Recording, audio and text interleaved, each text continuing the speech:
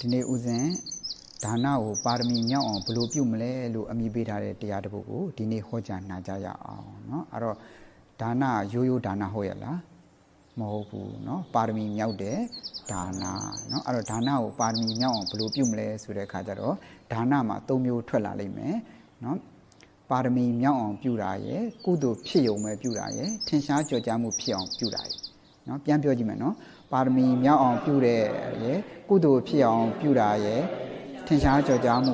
ပြုတာရယ်เนาะအဲ့တော့ပါရမီမြောက်ဖို့အတွက်ဘာတွေလိုလဲဆိုတဲ့အခါကျတော့နိဗ္ဗာန်ကိုဥတည်မယ်เนาะသူတစ်ပါးအကျိုးကိုငဲ့မယ်မိမိအကျိုးကိုလုံးဝမငဲ့ဘူးဆိုလို့ရှိရင်အဲ့ဒါပါရမီမြောက်တဲ့ဒါနဖြစ်သွားတယ်ဒါကိုတော့အကျင့်ပဲမှတ်ထားလိုက်အောင်ပေါ့เนาะဒုတိယဒါနဘာဒါနလဲကုသိုလ်ဖြစ်ုံပဲပြုတဲ့ဒါနအဲ့တော့ဒီလူဤကုသိုလ်ကောင်းမှုကြောင့်နောက်ဘဝပညာတတ်ပါလို့ရုပ်ချောပါလို့ဥစ္စာဘဝပါလို့စသည်ဖြင့်လောကီကျိုးတွေကိုပဲတောင်းတပြီးတော့မှပြုတဲ့ဒါနအဲ့ဒီဒါနကတော့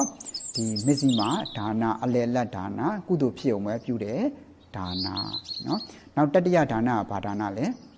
ဲထင်ရှားကြော်ကြားမှုဖြစ်အောင်ပြုတဲ့ဒါနထင်ရှားကြော်ကြားမှုဖြစ်အောင်ပြုတဲ့ဒါနကတော့ဒီလူကိုလှူလိုက်လို့ရှိရင်တော့လူတွေငါ့ကိုအထင်ကြီးသွားမှာပဲဆိုပြီးတော့မှမွေးနေ့ပွဲကြီးတွေပါတီပွဲကြီးတွေအခမ်းပွဲကြီးတွေပေးပြလိုက်တာဒါထင်ရှားကြော်ကြားမှုဖြစ်အောင်ပြုတဲ့ဒါနပါဠိလိုပြောမယ်ဆိုရင်တော့ဟိနဒါနခဏညံဒါနဒီသုံးခုကိုပါဠိလိုပြောမယ်ဆိုလို့ရှိရင်တော့ဟိနဒါနရဲ့မစ္စည်းမဒါနရဲ့ပဏိတဒါနရဲ့ပေါ့အဲ့တော့ပဏိတဒါနမှာပါရမီမြောက်တဲ့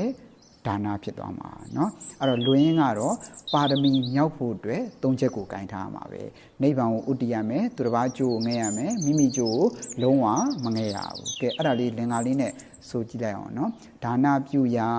မြတ်နိဗ္ဗာန်စိတ်မှာဥတည်ထားလောကီကျိုးအတွက်မငဲ့ကွယ်မှတ်ချက်တိကာထားသူတစ်ပါးအတွက်တာငဲ့တုံမှာမှတ်ပါချမ်းမာထားလူရင်းကတော့ပါရမီမြောက်ဖို့အတွက်နိဗ္ဗာန်ကိုဥတည်ရမယ်သူတစ်ပါးကျိုးကိုငဲ့ရမယ်မိမိကျိုးကိုလုံးဝမငဲ့ရဘူးเนาะဥမာထားပါတော့ဦးဇင်းတို့တရားနာပြည်သက်တွေအိမ်မှာစာလေးတွေဗာလေးတွေအစာမကျွေးဘူးလားကျွေးတယ်ကကျွေးတဲ့ခါဆိုစာလေးတွေကိုဗာကျွေးတော့အေးဆန်တို့စဘာတို့ပေါ့ဆန်တို့စဘာတို့ကျွေးလိုက်ကျွေးပြီးတော့ကဤကုသိုလ်ကောင်းမှုသည်နိဗ္ဗာန်ကြီးထောက်ပံ့ဖြစ်ပါစေဆိုပြီးတော့မှနိဗ္ဗာန်ကိုဆုတောင်းလိုက်ဆုတောင်းပြီးတော့မှဒါနံပါတ်1အင်္ဂါဝင်သွားပြီဒုတိယအင်္ဂါကဘာလဲသူတစ်ပါးအကျိုးကိုငဲ့ရမယ်เนาะသူတစ်ပါးအကျိုးကိုငဲ့ရမယ်ဆိုတဲ့အခါကျတော့လောဆယ်သူတစ်ပါးကဘသူတွေဖြစ်နေတာတော့စာလေးတွေဖြစ်နေတဲ့အခါကျတော့ငါကျွေးလိုက်တဲ့စာလေးတွေအစာလေးတွေစားပြီးတော့မှစာလေးတွေကိုစင်ရဲကင်းပါသည်စိတ်စင်ရဲကင်းပါသည်ဆဆရရအဆင်ပြေပါသည်ဆိုပြီးတော့မှစာလေးတွေကိုမေတ္တာပို့ပေးလိုက်เนาะနောက်တတိယအင်္ဂါကဘာလဲမိမိကျိုးကိုလုံးဝမငဲ့ရဘူးဆိုတဲ့အခါကျတော့ဤစာလေးတွေကျွေးရတော့ကုသိုလ်ကောင်းမှုကြောင့်နောက်ဘဝပညာတတ်ပါလို့ရုပ်ချောပါလို့ဥစ္စာဘဝပါလို့စသည်ဖြင့်လောကီကျိုးတွေကိုမငဲ့နဲ့တော့ဒါဆိုလိုက်လို့ရှိလို့ရှိရင်ဒီကိုပြုလိုက်တဲ့ဒါနဟာဘာဒါနဖြစ်သွားမှာတော့ပါရမီမြောက်တဲ့ဒါနဖြစ်သွားမှာเนาะအဓိကကတော့နိဗ္ဗာန်ကိုဥတည်မယ်သူတစ်ပါးကျိုးကိုငဲ့မယ်မိမိကျိုးကိုလုံးဝမငဲ့ဘူးဆိုလို့ရှိရင်ကိုဒါနပါရမီမြောက်တဲ့ဒါနဖြစ်သွားမှာเนาะကဲအဲ့တော့ဦးဇင်းတို့တရားနာပြည်သက်ဒီအိမ်မှာဆုံးခံကြွတဲ့ဦးဇင်းလေးတွေပါလေးတွေမရှိဘူးလားရှိရဲ့เนาะရှိတဲ့ခါကျတော့ဦးဇင်းကိုပါရမီမြောက်အောင်လောင်းပြပါမှာ哦ကဲထားပါတော့ဦးဇင်းလေးတစ်ပါးဆုံးခံကြွလာပြီကြွလာတဲ့အခါကိုယ်ကဆုံးခွက်လေးနဲ့လောင်းပြီကဲပါရမီမြောက်အောင်လောင်းပြပါမှာ哦ဤကုသိုလ်ကောင်းမှုသည်နိဗ္ဗာန်ကြီးအထောက်ပံ့ဖြစ်ပါစေเนาะနောက်ဒုတိယအင်္ဂါပါလဲသူတစ်ပါးအကျိုးကိုငဲ့ရမယ်လောဆယ်သူတစ်ပါးကဘာသူဖြစ်နေတာတော့ဦးဇင်းလေးငါလောင်းလူလိုက်တဲ့ဆွန်းလေးကိုဖုံးပြီးတော့မှဦးဇင်းလေးကိုစင်ရဲကင်းပါစေစိတ်စင်ရဲကင်းပါစေအစစရရအဆင်ပြေပါစေဆိုပြီးတော့မှမေတ္တာလေးပို့ပြီးတော့မှဒီဆွန်းလောင်းလူရတဲ့ကုသိုလ်ကောင်းမှုကြောင့်နောက်ဘဝဘာဖြစ်ရပါလို့ညာဖြစ်ရပါလို့စသည်ဖြင့်လောကီကျိုးတွေကိုမငဲ့နဲ့တော့ဒါဆိုလို့ရှိရင်ကိုဒါနဘာဒါနဖြစ်သွားမှာတော့ပါရမီမြောက်တဲ့ဒါနเนาะဟိုတခါတလေကိုအိမ်မှာထားတဲ့အိမ်မှာလှုပ်ပေးနေတဲ့ကလေးလေးတွေအိမ်ပေါ်ကလေးလေးတွေဗာလေးတွေမရှိဘူးလားရှိတယ်သူတို့တခါလေအင်ကြီးလေးတွေဗာလေးတွေဝဲမပေးဘူးလားအေးဝဲပေးရင်လည်းကိုကပါရမီမြောက်အောင်ပေးရမှာเนาะလက်နှစ်ဖက်နဲ့ယူတည်တည်ပေးပြီးတော့မှဤကုသိုလ်ကောင်းမှုသည်နိဗ္ဗာန်အထောက်ပံ့ဖြစ်ပါစေเนาะငါပေးလိုက်တဲ့အဝတ်ကလေးကိုဝတ်ပြီးတော့မှငါအိမ်ရကလေးလေးကိုစင်ရဲကင်းပါစေစိတ်စင်ရဲကင်းပါစေအစစရရအဆင်ပြေပါစေမေတ္တာပို့ပေးเนาะပို့ပေးပြီးတော့မှငါဒီလိုဝဲပေးလိုက်လို့ရှင်တော့ငါအိမ်အလုပ်တွေကိုကောင်းကောင်းလုပ်မှာပဲစသည်ဖြင့်လောကီမျှော်လင့်ချက်တွေကိုမထားနဲ့တော့ဒါဆိုလို့ရှိရင်ကိုဒါန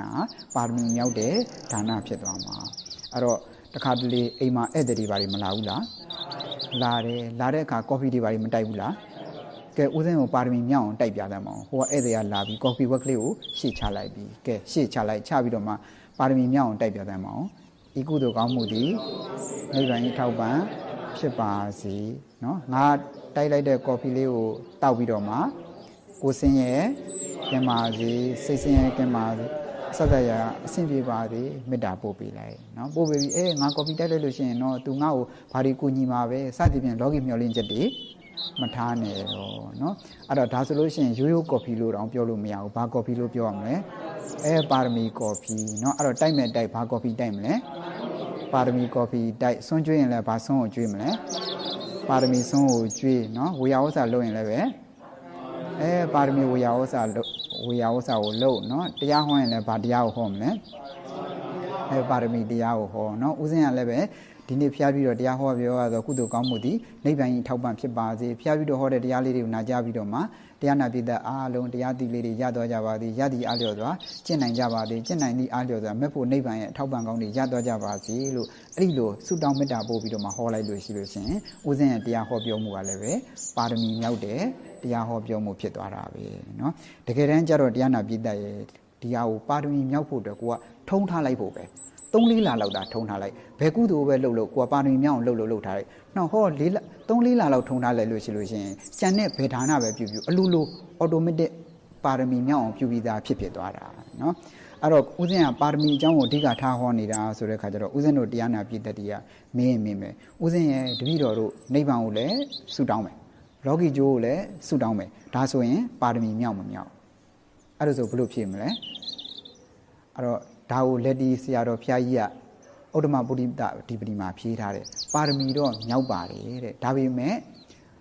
ဘောဓိဉာဏ်ကိုမြန်မြန်စိုက်စေတဲ့နီးတော့မဟုတ်ပါဘူးတဲ့ဆရာတော်ဘုရားကြီးကဇောတိကတထေလောင်ညီကို2ယောက်ရဲ့ဝတ္ထုကိုထုတ်ပြထားတယ်နော်အားလုံးကြားဥပါတယ်ဇောတိကတထေလောင်ညီကို2ယောက်နော်တခုသောဘဝမှာညီတုတ်တဲ့ဇောတိကလောင်ကကြံခင်းကိုသွားပြီးတော့မှအပြန်ကြတော့ကြံတစ်ချောင်းချိုးခဲ့သူ့အတွက်ရဲ့အကိုအတွက်ရဲ့လမ်းမှာပိစိကဗုဒ္ဓအရှင်မြတ်ကိုတွေ့တဲ့အခါကျတော့ပိစိကဗုဒ္ဓအရှင်မြတ်ကိုလှူပြီးတော့မှဘလို့ဆုတောင်းလဲဆိုတဲ့အခါကျတော့ဤကုသိုလ်ကောင်းမှုကြောင့်လူစည်းစိမ်နတ်စည်းစိမ်အချင်းချင်းခံစားဆန်စားပြီးတော့မှအရှင်ဘုရားတို့သိရသောတရားကိုသိရပါလို့ဆိုပြီးတော့မှဆုတောင်းလိုက်တယ်ဒီလိုနဲ့အိမ်ပြန်ရောက်တဲ့ခါကျတော့အကိုလှုပ်တဲ့လူပြောပြတာပေါ့အကိုအတွက်ကြံလှူခဲ့ပါတယ်ဆိုတဲ့ခါကျတော့အဲ့ဒီအကိုလှုပ်တဲ့လူကဘလို့လှုပ်လဲဆိုတဲ့ခါကျတော့လက်ဥကလေးချီပြီးတော့မှဤကြံလှီလှူဒန်းသောကုသိုလ်ကောင်းမှုကြောင့်ဘုရားတပည့်တော်သည်ပိစိကဗုဒ္ဓအရှင်မြတ်တို့သိရသောတရားကိုသာသိရပါလို့ဆိုပြီးတော့မှဆုတောင်းလိုက်တယ်အဲ့တော့အကိုနဲ့ညီဆုတောင်းတူရဲ့လားမတူဘူးเนาะညီလှုပ်တဲ့လူကတော့နိဗ္ဗာန်အပြင်ဘာလေးပါဆုတောင်းလိုက်တယ်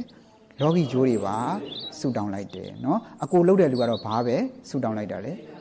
ေနိဗ္ဗာန်ကိုပဲဆုတောင်းလိုက်တယ်အဲ့တော့ဆုတောင်းကွာသွားတဲ့အတွက်အကျိုးပေးလေကွာသွားတယ်အကိုလှုပ်တဲ့လူကတော့သူဆုတောင်းအတိုင်းပါပဲဝိပဿနာမြတ်စွာဘုရားလက်ထက်မှာပဲယန္နာဖြစ်သွားတယ်ဦးဇင်းတို့ဇောတိကတထေလောင်းကတော့သူ့ဆုတောင်းအတိုင်းပဲလူစည်းစိမ်နတ်စည်းစိမ်တွေအချင်းချင်းခံစားဆန်စားပြီးတော့မှဦးဇင်းတို့ဂေါရမဘုရားလက်ထက်ရောက်မှာဇောတိကတထေရဲ့လို့ဖြစ်နောက်သင်္ကန်းဝက်နောက်ပြီးတော့မှအရတ္တမေအရတ္တကိုရသွားတယ်အဲ့တော့ဆုတောင်းကွာသွားတော့အကျိုးပေးကွာမသွားဘူးလားတနည်းအားဖြင့်ပြောမယ်ဆိုလို့ရှိရင်လည်းပဲတန်တရာတူတဲ့ဆုတောင်းနဲ့တန်တရာရှိတဲ့ဆုတောင်းเนาะအဲ့ဒါလေးကိုလည်းမှတ်ထားလိုက်ပေါ့အဲ့တော့ဦးဇင်းတို့တရားနာပြည့်တဲ့တွေကဦးဇင်းကပါရမီပဲဖိဟောနေတဲ့အခါကျတော့ဦးဇင်းရဲ့ကိုဖြစ်ချင်တာလေးတွေပေါ့ဆုတောင်းဝင်မရှိတော့ဘူးလားအဲ့လိုမေးမယ်ဆိုမေးလို့မရဘူးလားကိုကြိုက်တယ်လို့တောင်းလို့ရပါတယ်မြတ်စွာဘုရားကလည်းပဲပါရမီမြောက်အောင်ပဲလုပ်ရမယ်အဲ့ဒီလိုဟောမထားဘူးเนาะအဲ့တော့ဘာဖြစ်လို့လဲဆိုတဲ့အခါကျတော့ဝေလာမတုတ်တို့ဒက္ခိဏဝိဝင်ကတုတ်တို့မှာမြတ်စွာဘုရားဟောထားတယ်မလားတရိစ္ဆာန်ကိုလှူတာတဲ့သီလမဲ့တဲ့လူကိုလှူတာပိုအကျိုးရှိတယ်သီလမဲ့တဲ့လူကိုလှူတာတဲ့သီလရှိတဲ့လူကိုလှူတာပိုအကျိုးရှိတယ်သီလရှိတဲ့လူကိုလှူတာတဲ့သောတာပန်ကိုလှူတာပိုအကျိုးရှိတယ်စသည်ဖြင့်ပုဂ္ဂိုလ်အယုံမြန်ကွဲပြီးတော့မှအကျိုးပေးကွဲသွားတာတွေကိုဟောမထားဘူးလာ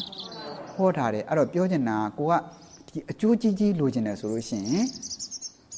ပုဂ္ဂိုလ်အယုံမြန်ရွေးချယ်ပြီးတော့မှလှူလိုက်เนาะအဲ့ဒီလိုမှမဟုတ်ပဲပါရမီမြောက်အောင်လှူချင်တယ်ဆိုလို့ရှိရင်တော့ပုဂ္ဂိုလ်အယုံမြန်မရွေးချယ်နဲ့တော့ဥမာထားပါတော့ဒီသီလရှိတဲ့လူရဲ့သီလမဲ့တဲ့လူရဲ့နှစ်ဦးရှိနေတဲ့ခါကျတော့ကိုကအကျိုးကြီးလှူချင်တယ်ဆိုလို့ရှိရင်သီလရှိတဲ့လူကိုလှူလိုက်เนาะသီလရှိတဲ့ကိုလှူလိုက်ဒီလိုမှမဟုတ်ပဲပါရမီမြောက်အောင်လှူချင်တယ်ဆိုလို့ရှိရင်เนาะဒီပုဂ္ဂိုလ်အယုံမြန်ရွေးချယ်နေစရာလူသေးလား အဲ့တော့ကိုကအကျိုးကြီးကြီးလိုချင်တယ်ဆိုလို့ရှိရင်ပုဂ္ဂိုလ်ယုံမြတ်ရွေးချယ်ပြီးတော့လှူပါပါရမီမြောက်အောင်လှူချင်တယ်ဆိုလို့ရှိရင်နော်ပုဂ္ဂိုလ်အယုံမြတ်မရွေးချယ်ပါနဲ့တော့နော်အဲ့တော့ပုဂ္ဂိုလ်အယုံမြတ်ရွေးချယ်ပြီးတော့မှလှူရင်ပါရမီမမြောက်ဘူးအဲ့ဒါကိုရင်ထဲကိုထည့်ထားပါနော်အေးအဲ့ဒါလေးလဲလင်္ကာလေးနဲ့မှတ်ထားတိုင်းမှာနော်ပုဂ္ဂိုလ်ယုံမြတ်ရွေးချယ်အပ်ခေါ်အပ်ကုသိုလ်သာပုဂ္ဂိုလ်မရွေးလှူဒန်းပေးမှတ်ရေးပါရမီလွင်ကတော့ပုဂ္ဂိုလ်အယုံမြတ်ရွေးချယ်ပြီးလှူရင်တော့ပါရမီမမြောက်တော့ကိုကပါရမီမြောက်အောင်လှူကျင်တယ်ဆိုလို့ရှိရင်တော့ပုဂ္ဂိုလ်အယုံမြတ်မရွေးချရင်ပါနဲ့တော့အဲ့တော့ကိုကပဲအဓိကကြမနေဘူးလားပါရမီမြောက်အောင်လှူကျင်တဲ့ပုဂ္ဂိုလ်အတွက်အလှူခံပုဂ္ဂိုလ်ကအရေးကြီးလားမကြီးဘူးဘယ်သူကပဲအရေးကြီးတာတော့အလှူပေးပုဂ္ဂိုလ်ကပဲအရေးကြီးတာပဲအဲ့တော့ကိုကပါရမီမြောက်အောင်လှူကျင်တယ်ဆိုလို့ရှိရင်နိဗ္ဗာန်ကိုဥတည်ပါသူတစ်ပါးကျိုးကိုငဲ့ပါမိမိကျိုးကိုလုံးဝမငဲ့ပါနဲ့ဒီအင်္ဂါ၃ချက်နဲ့ညီးသွားပြီဆိုလို့ရှိရင်ကိုပြုလိုက်တဲ့ဒါနဟာပါရမီမြောက်တဲ့ဒါနဖြစ်သွားမှာအဲ့တော့ပါရမီမြောက်အောင်လုပ်လို့ရှိရင်ဘာထုလဲဆိုတဲ့အခါကျတော့ပါရမီမြောက်အောင်လုပ်လို့ရှိလို့ရှိရင်ပါရမီလည်းမြောက်တယ်ကုသိုလ်လည်းဖြစ်တယ်ထင်ရှားကြော်ကြားမှုလည်းဖြစ်တယ်ထင်ရှားကြော်ကြားမှုကိုတောင်းတပြီးလှုပ်တာတော့ဟုတ်ရဲ့လားမဟုတ်ဘူးဒါပေမဲ့ထင်ရှားကြော်ကြားမှုတွေကဖြစ်မနေဘူးလားဖြစ်နေတယ်เนาะအဲ့တော့ကုသိုလ်ဖြစ်အောင်ပဲလုပ်လို့ရှိရင်เนาะကုသိုလ်ဖြစ်အောင်လုပ်လို့ရှိရင်เนาะကုသိုလ်လည်းဖြစ်တယ်ထင်ရှားကြော်ကြားမှုလည်းဖြစ်တယ်ဒါပေမဲ့ပါရမီတော့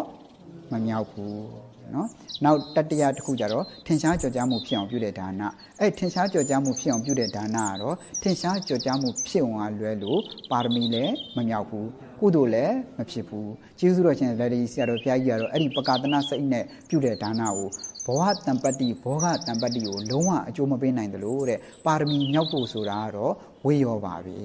เนาะအဲ့တော့ကိုကပါရမီမြောက်အောင်လှူခြင်းတယ်ဆိုလို့ရှိရင်ဒီ၃ချက်ကိုပဲကင်ထားလိုက်ရမယ်အဲ့တော့ပါရမီမြောက်အောင်လှုပ်လိုက်တာနဲ့စောစောကပြောခဲ့တဲ့ဘောဟတံပတ္တိဘောဂတံပတ္တိတို့ထင်ရှားကြော်ကြားမှုတို့ကမတောင်းတပြီမဲ့သူ့လိုဖြစ်မသွားဘူးလား